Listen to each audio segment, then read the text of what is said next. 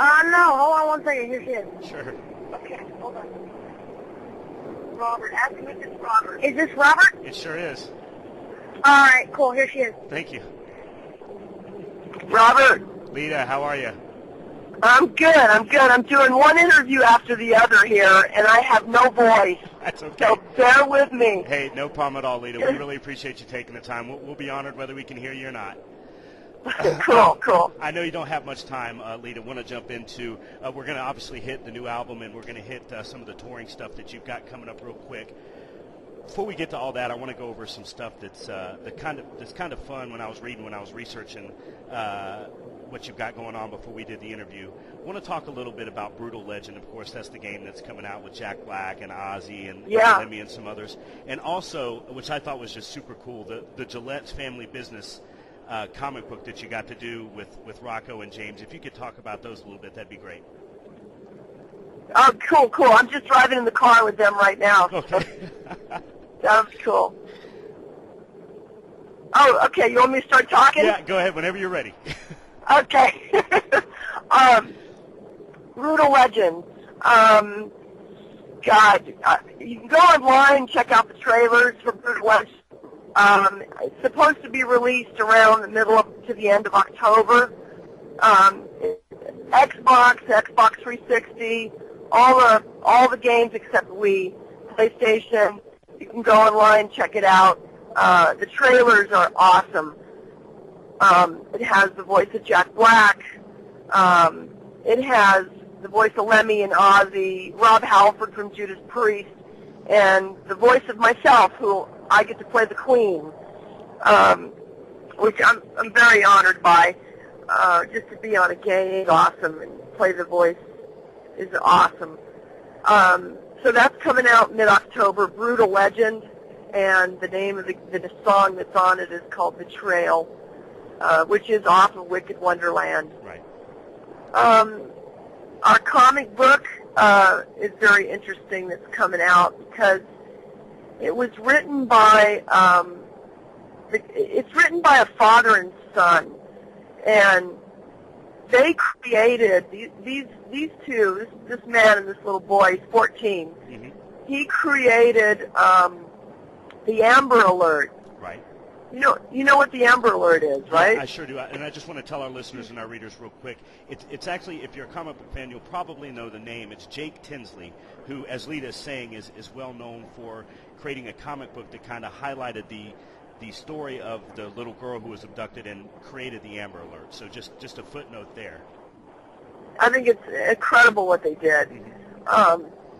So they saw photographs of my family on MySpace, which was a photograph of my husband and I and my two sons, James and Rocco.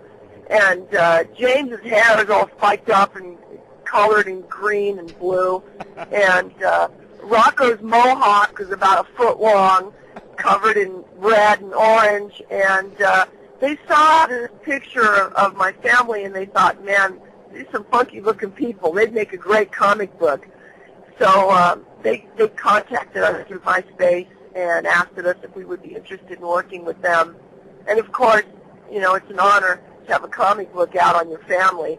How cool is that? Yeah, absolutely. Not everybody gets to say that, that's for sure. So we get to kick everybody's ass, and my kids get to beat up zombies and, that kind of stuff. So it's due out mid-October.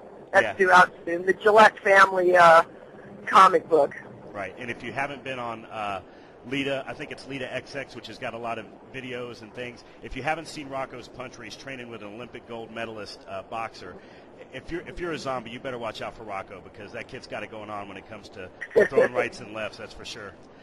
He's badass, isn't he? Yeah, there's quite a punch. It runs in the family, I tell you, it really does. Yeah, I don't. I would imagine that Jim's no slouch himself in that, but. No, you don't mess with Jim, that's for sure. There's this guy in the audience. I shouldn't be saying this because I'm going to get a lot of people flipping me off. But there was this guy in the audience, and he was flipping me off. He's giving me the finger. And I went over to Jim. He was getting on my nerves, It's like, right. Man, I can't sing a stack with this monkey sitting in front of me, Ooh. you don't like me, leave. Yeah. Go away. Don't pay money to come to my show, you idiot. Right. So I went over and I grabbed Jim and I whispered in his ear and I said, Jim, this guy's getting on my nerves. You got to check him out. So Jim walks out on the stage and I take Jim by the hand and I pulled him over and I said, this guy right here. And Jim looks down at this guy and this guy looks up at Jim and he throws his the other guy in the audience, throws his hands up in the air as if to say, I surrender, man. I surrender. I'm sorry. And I looked down at him and I said, don't mess with me, buddy. I got backup.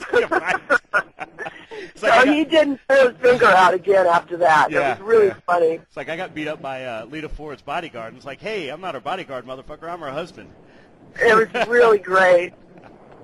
Lita, I want to talk about, the break from the business, and it's been well documented, raising the family on the Caribbean island, and you were, you're really proud to say that you were hands-on with that, with the homeschooling, and, you were there every day, and you're real proud of the fact that the tour and everything that you've got going on, music-wise, is going to be the first time that your kids are going to have to be kind of away from mom a little bit. Want to know if it was hard jumping right back in, especially on, and I know it's been a couple of years now, but especially on a grand stage like Rocklahoma, where you had the huge crowd, a lot of the band, a lot of hard rock fans that haven't seen Lita Ford in a long time. Talk about that a little bit. Was that hard or easy? Did you jump right back in, or was it a little bit difficult? Well, the difficult part was putting together the right band for the show. A lot of bands have band members that have been with them for years and years. Like, say, for instance, Twisted or the Rolling Stones, right. or, they get back together and everybody knows the routine.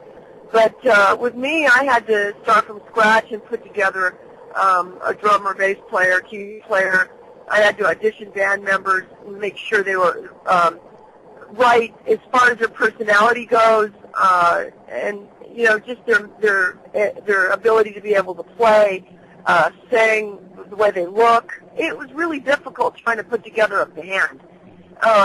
That was difficult for me. And then when I did get to Rocklahoma, it was amazing because, first of all, there was this vibe in Rocklahoma, like there's somebody here from a higher ground. There's somebody here from another planet, or somebody like the President of the United States is here. And I'm walking around, I'm thinking, cool, I wonder who it is. Wow, who's here, And it was me. Yeah, I was there at that show. Yeah, I remember that. Was exactly what it was like. Do you remember, am I out of my mind or what? I mean, do you remember feeling that?